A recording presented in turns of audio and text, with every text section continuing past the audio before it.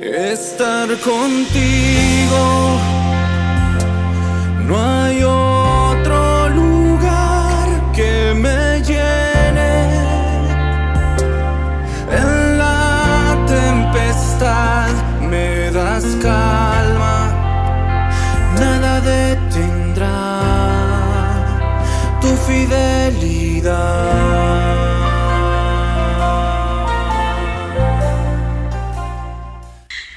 Muy buenos días, amados hermanos. Dios les bendiga en esta mañana del día jueves, jueves 19. Vamos a meditar en la palabra de Dios, pidiendo la guía del Espíritu Santo. Amado Padre Celestial, te damos gracias en esta mañana una vez más. Señor, tu palabra pueda ser grabada en nuestro corazón y pueda producir en nosotros el querer como el hacer. Bendecimos este tiempo y bendigo también la vida de cada uno de mis hermanos en esta mañana. En el nombre de Cristo Jesús. Amén.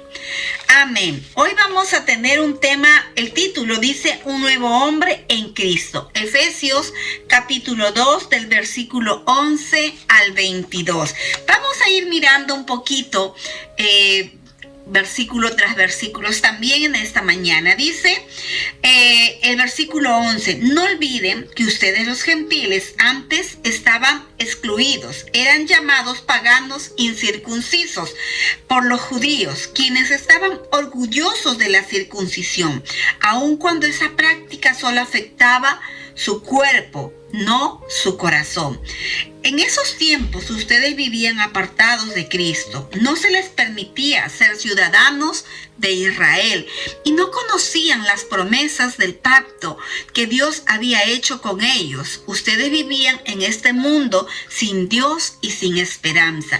Esto es lo que el apóstol Pablo de alguna manera está expresando, hablando a la iglesia de Éfeso, a los hermanos que estaban ahí.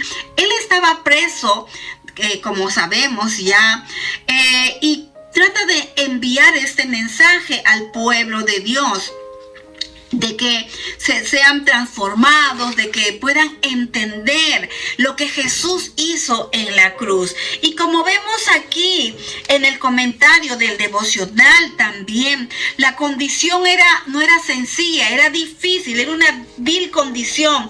Gentiles en cuanto a la carne y llamados a incircuncisión. Y en lo espiritual estábamos sin Cristo, alejados de la ciudadanía de Israel y a los pactos de la promesa. Esto es lo que sucedía con todo aquel que se llamaba gentil, que no era judío. Gentil significa que no era judío, entonces estaba separado, apartado, alejado de la ciudadanía de Israel y de los pactos de la promesa. Ese gentil no tenía promesa, no era considerado.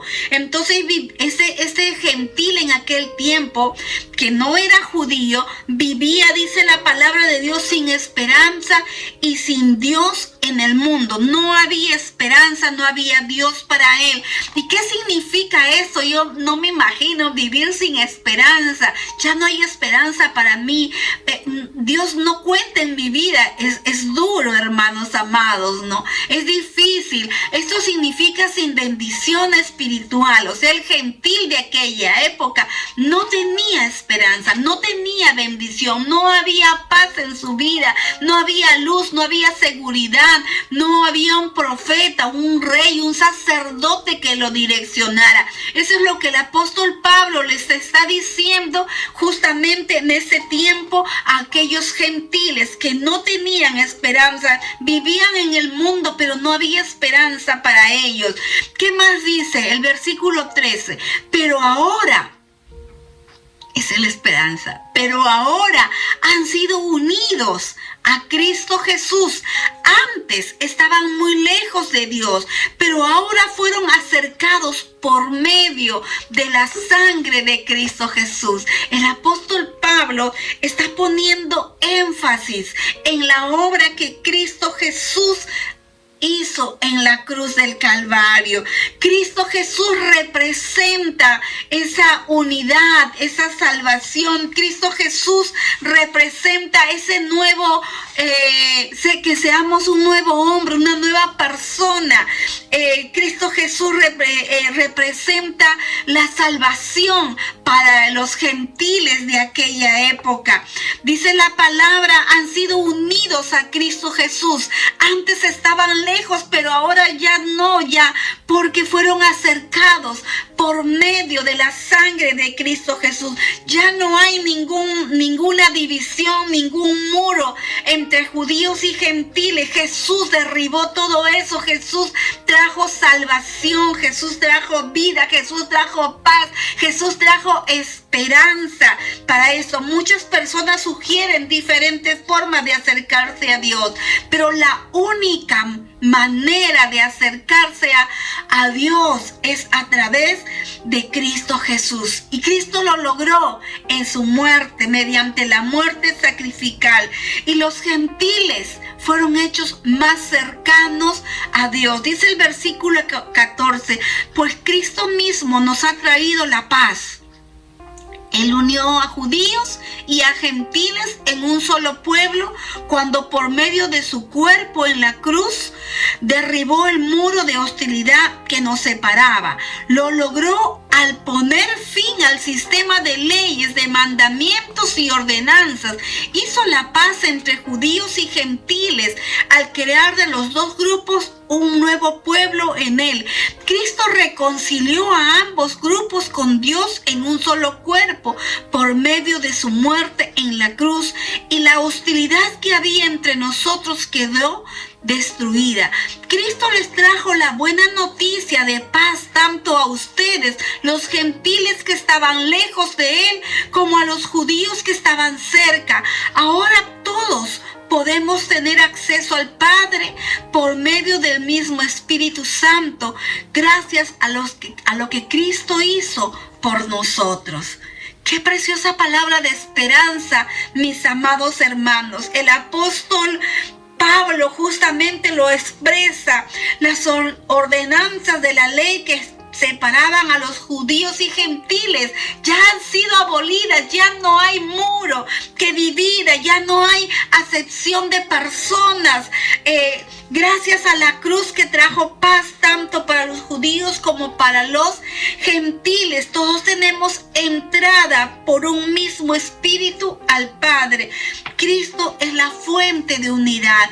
Cristo es paz para nosotros. Él representa nuestra paz, amados hermanos. Ya no hay ningún muro que divida entre judíos y gentiles, porque Cristo hizo esto a través de su sangre derramada en la cruz.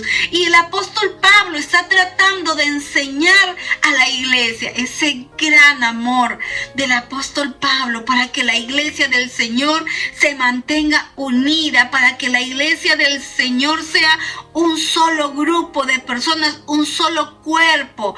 Está tratando de enseñar tanto a judíos como a gentiles que ya no hay división. Ya no hay más, ya se cayó el muro, ya fue derribado, ya no hay hostilidad que nos separa, dice la palabra de Dios. Somos uno en Cristo Jesús. Lo logró, Cristo Jesús lo logró, amén. ¿Cuántos estamos contentos por lo que Cristo hizo?